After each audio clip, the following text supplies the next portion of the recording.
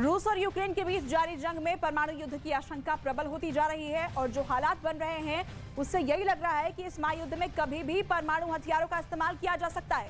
कहने को तो ये जंग सिर्फ रूस और यूक्रेन लड़ रहे हैं, लेकिन कूटनीतिक तौर पर पश्चिमी और नेटो के कई देश इसमें शामिल हैं। इनमें वो देश भी हैं जो परमाणु संपन्न हैं। रूस और अमेरिका भी आमने सामने हैं। रूस और अमेरिका के बीच नई स्टार्ट संधि रद्द होने के बाद परमाणु युद्ध की आशंका और भी बढ़ गई है।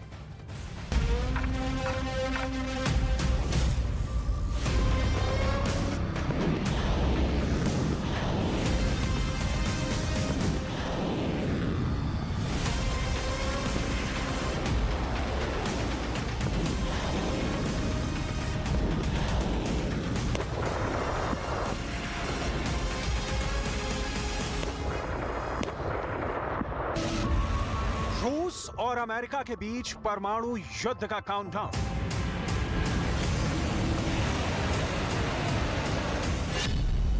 रूस और अमेरिका के बीच छिड़ सकता है महायुद्ध।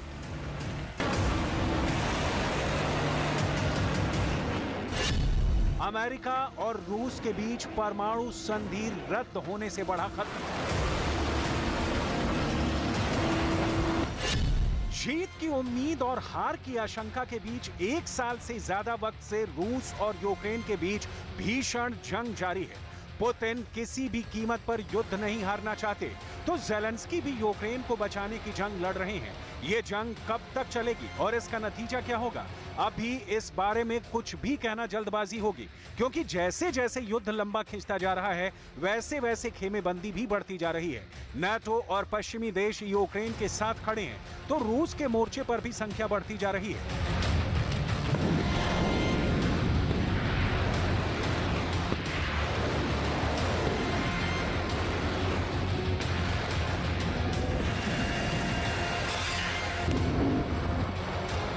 इसी बीच रूस और अमेरिका के बीच न्यू स्टार्ट संधि रद्द होने से परमाणु युद्ध का खतरा भी बढ़ता जा रहा है। ये संधि रद्द होने से दोनों देशों ने परमाणु हथियारों का डेटा साझा करना बंद कर दिया है। रूस यूक्रेन युद्ध होने के एक साल होने से 2 दिन पहले रूस की तरफ से संधि रद्द करने की घोषणा हुई थी, लेकिन फिर भी अमेरिका ने रूस को ये संधि जारी रखने की पेशकश की थी। लेकिन रूस ने अमेरिका के इस प्रस्ताव को ठुकरा दिया और साफ किया कि वो अमेरिका को परमाणु हथियारों का डेटा साझा नहीं करेगा, जिसके बाद अब अमेरिका ने भी ये संधि रद्द करने का ऐलान कर दिया है। And Russia, as you know, are obligated to exchange comprehensive databases twice a year.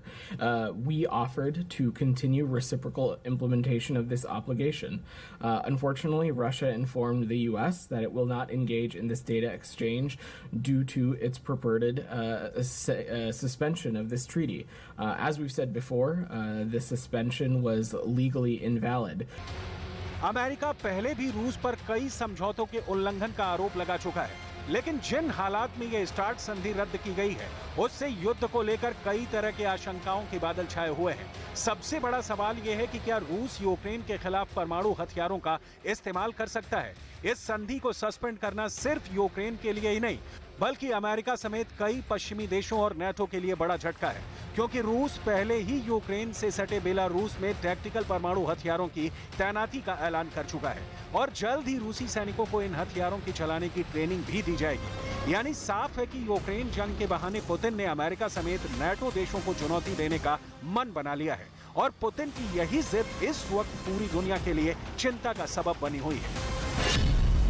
रूस और अमेरिका के बीच न्यू स्टार्ट संधि 5 फरवरी 2011 को लागू हुई थी। ये संधि 2021 में खत्म होने वाली थी, लेकिन इसे 5 साल के लिए और बढ़ाया गया था।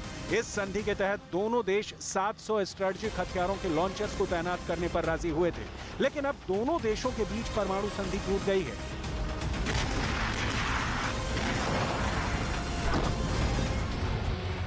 लेकिन रूस और अमेरिका ने 7 साल यानी 5 फरवरी 2018 तक ही इस संधि का पालन किया, लेकिन युद्ध के 1 साल पूरा होने पर पुतिन ने न्यू स्टार्ट संधि को सस्पेंड करने का ऐलान किया।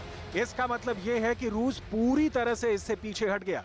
यानी साफ है कि अब रूस नेटो देशों को अपने परमाणु शस्त्रागार का निरीक्षण करने की इजाजत नहीं देगा। पुतिन ने इसका जिम्मेदार अमेरिका को ठहराया है। रूस का आरोप है कि अमेरिका रूस पर ड्रोन से हमला करने के लिए यूक्रेन की मदद कर रहा है। यानी साफ है कि यूक्रेन के बहाने इस युद्ध में अब रूस और अमेरिका आमने सामने हैं। दोनों देश परमाणु शक्ति संपन्न हैं और ऐसे में न्यूक्लियर युद्ध छेड़ने की आशंका और बढ़ गई है।